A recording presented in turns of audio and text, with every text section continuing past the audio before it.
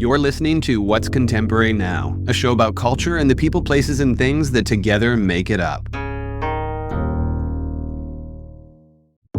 Entrando em contato com atendimento ao cliente.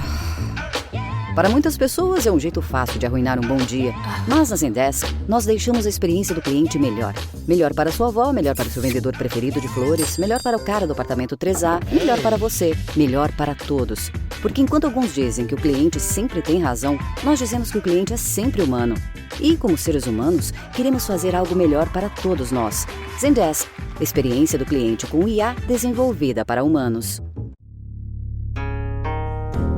The first time I discovered Daphne Guinness was while watching a documentary on the secret world of haute couture. I remember being so fascinated and wanting to know more about her. Once I learned that she grew up in a monastery with none other than Salvador Dali as a neighbor, and that her foray into eccentric style was thanks to the late Isabella Blow, I found myself tumbling down the rabbit hole discovering stories of her time spent as a muse for the late Alexander McQueen and Karl Lagerfeld. Today we get the chance to speak to this introverted icon and discuss the makings of her most recent album.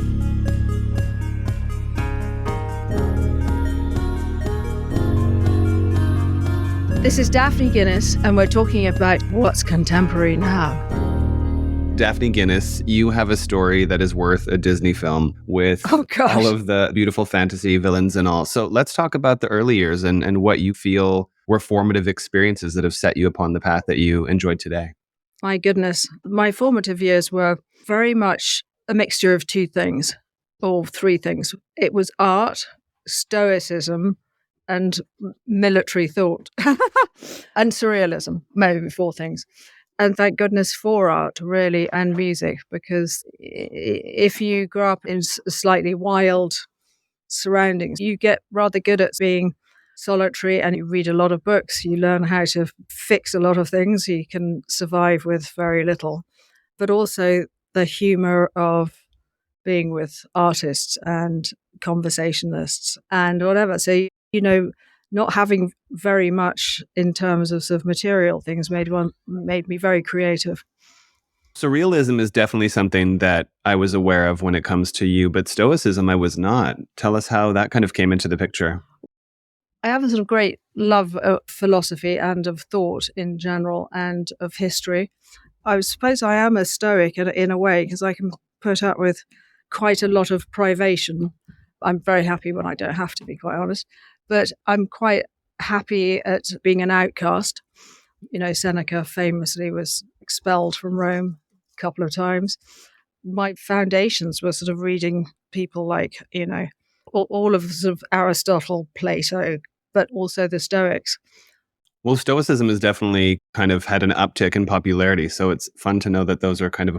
Absolutely. How bizarre. Yeah, I thought I was sort of a little bit niche. It's a bit like, I will listen to a requiem if I feel sad because that makes me feel happy. So I'll start reading very, very deep sort of Stoic philosophy when I'm depressed in order to make myself feel a little bit better. I kind of think that's the exact reason why it's gained popularity today, right?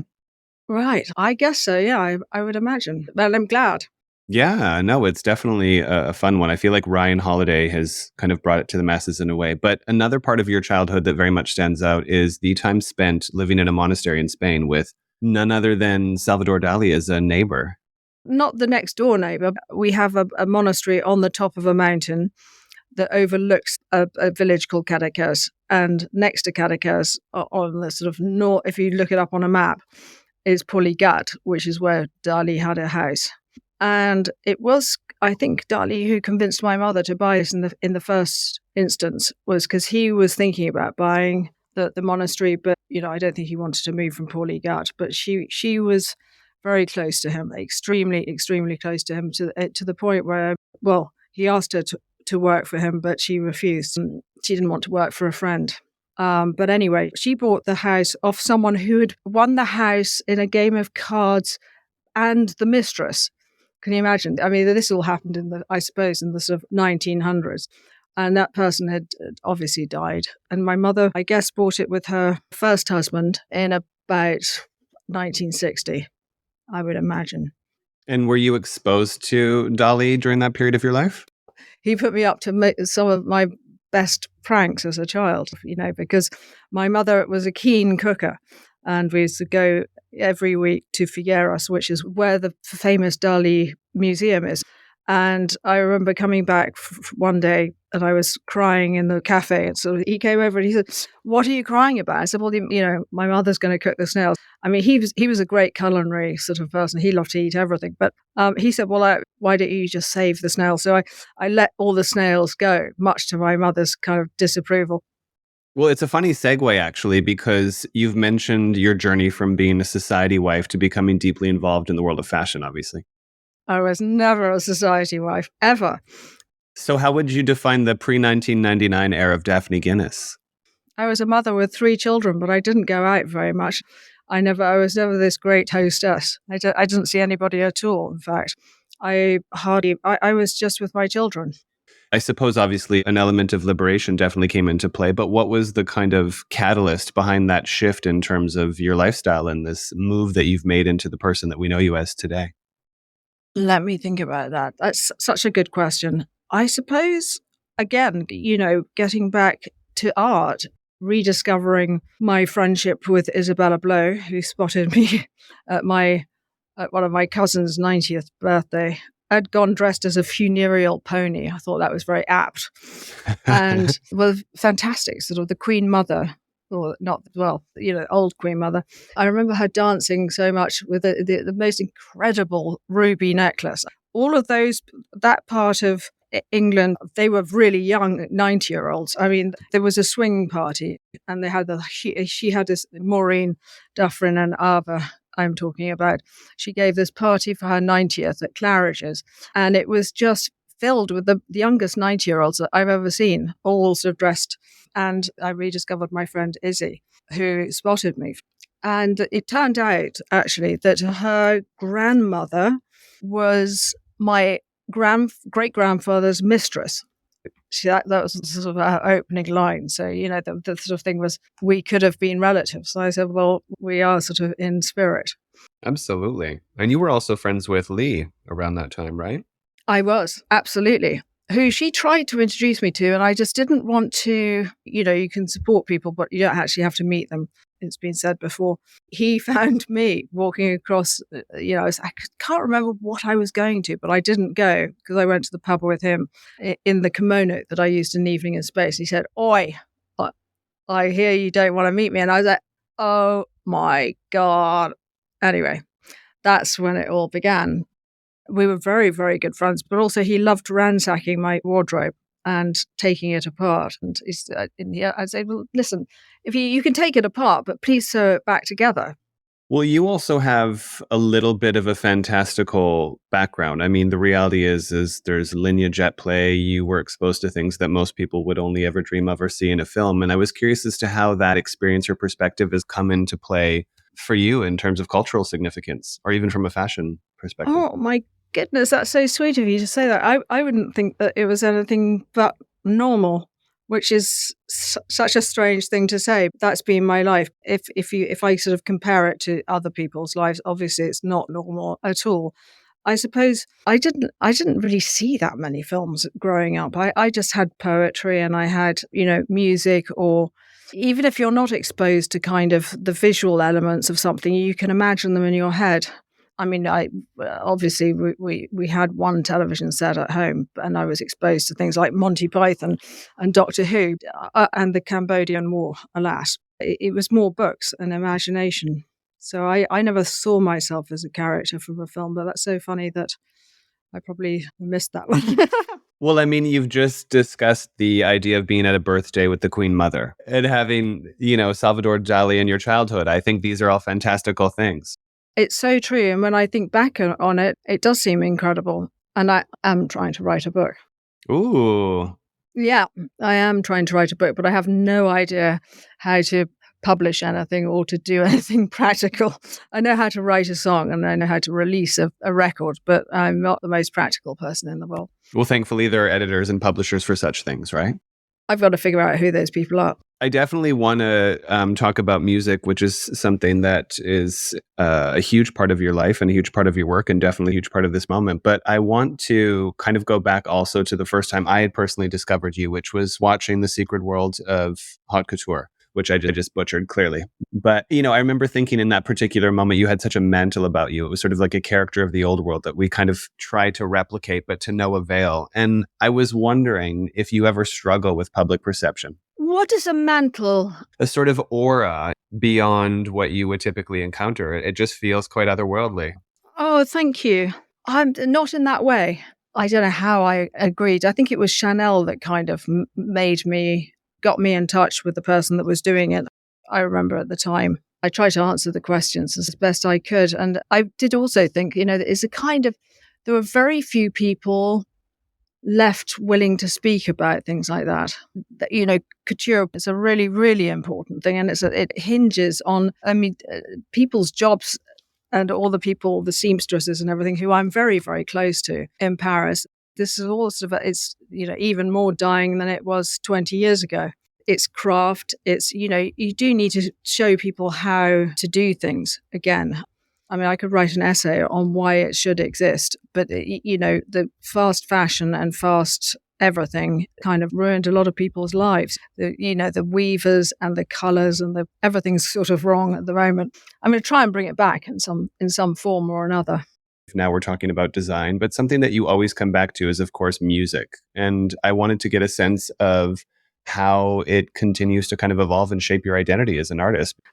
The music was always there. I mean, growing up in a monastery with a huge chapel and me in the sacristy and my father on piano, I mean, how could I have ever been anything else? I was supposed to be an opera singer before I got married, and I did all the exams, but I didn't go to Guildhall, which is actually probably a plus because I have all the training up until that point, and then I didn't get too academic about it. So I can still do all of those things, but, academia can do some strange things to people. It was always a bit different for me because, there was always this, I suppose for the English people, I was Irish, but I was also a bit foreign in a funny way because having the sort of French, Spanish kind of, that was all a bit alien to people in England. If I think back on it, it seemed perfectly normal to me, but I definitely got, as they would say these days, othered at school. But isn't that sort of who ends up in the spotlight are people from the margins? Oh, no, I suppose maybe. Yeah. I mean, the reason my handwriting's so good is because I spent so many weekends in detention having to write out, 10,000 lines was sort of the kind of minimum for me all weekend. So you were naughty. I wasn't even that naughty. It's funny because you say it sounds like a film. If I described to a teacher or to a fellow member in my class what my life was really like, I would either be sent to detention or be made to feel like I was a complete lunatic. So I've just worked that out. But isn't that the nature? I think for me, the reference is so perfectly fitting because it's kind of the makings of a Disney film. You're right. I hadn't thought about it before.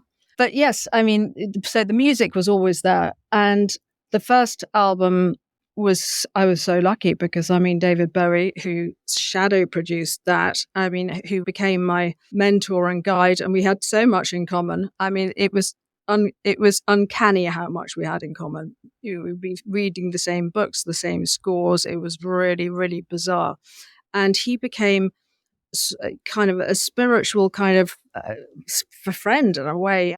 I was so amazed that he wanted to know what was going on each day. I remember Tony calling me up and saying, do you mind if David has a cut from all the day's work? I said, of course. And then he started coming in and giving his advice.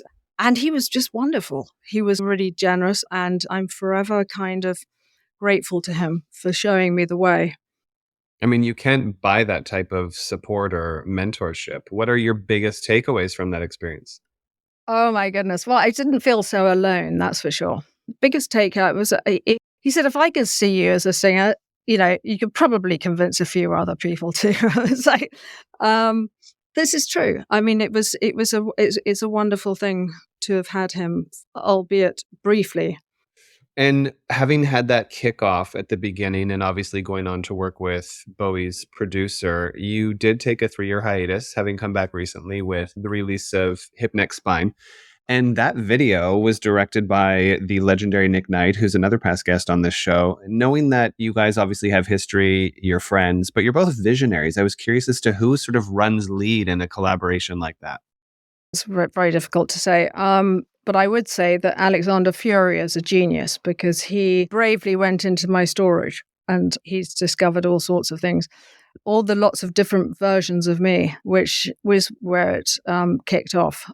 One good thing about never having had people give you things, or because they'll always take them back, is the reason, I get very, as I said before, I get very involved with the design, or I actually take the time to have something done. So these gems are all in my storage. There's quite a lot there. It was an education of who I had been on any given day, which was fun to see all the different versions of me. I mean, as an outsider looking in, I would imagine that you have equal parts visual and audio, because clearly presentation is a huge factor in how you show up in the world and move through it. Are there any areas of your life where fashion and style don't necessarily come into play? Do you ever not look like Daphne Guinness? I don't know. That's a very interesting question. I'm not sure. Your new album is said to be autobiographical, with tracks like Solitaire revisiting traumatic childhood experiences. And so it sounds like there's a cathartic aspect to making music for you, but is it a matter of translating personal trauma? Or I remember at one point I read that you had mentioned an exorcism. Yeah, yeah. Art at its best, it is a catharsis of pain or some unlived memory. I mean, I have enough skill to, I think, Solitaire, for example, I think that is probably a very beautiful song. It's a terrible, terrible, terrible story that it's being told, but it's told in such a way which is kind of heartbreaking. I mean, thank God it came out all right. That's why it was like a sort of exorcism, because when I sang the last kind of word, I crumpled into a sort of small heap and all my hairs stood on end.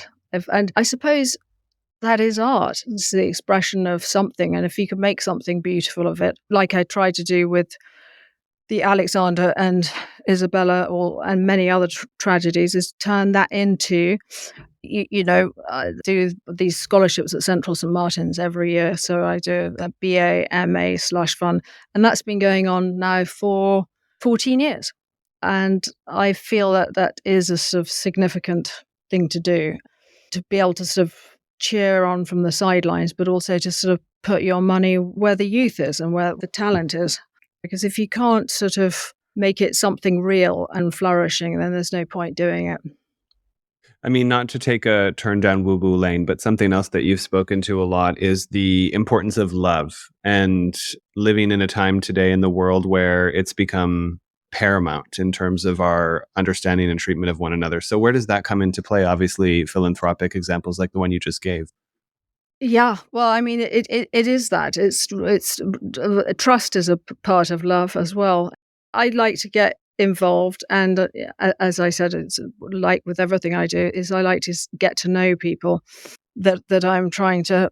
I mean, Francesca Lake, who is a scholar of a year, maybe 2 years ago, and she's thriving and she's doing so well and she's brilliant. And, that makes me feel really, really happy. That makes me feel very, very fulfilled that you can somehow change people's life for the better, or help them succeed in their dream. You did say that producing albums for you has historically been a very arduous journey, ending up sick at the end of each one. Is that still the case? Yeah, it is. It's still the case. It is still the case. Although I'm not actually in hospital this time, which is quite good. I tend to work too hard, but this one really has been done for it was mixed last July.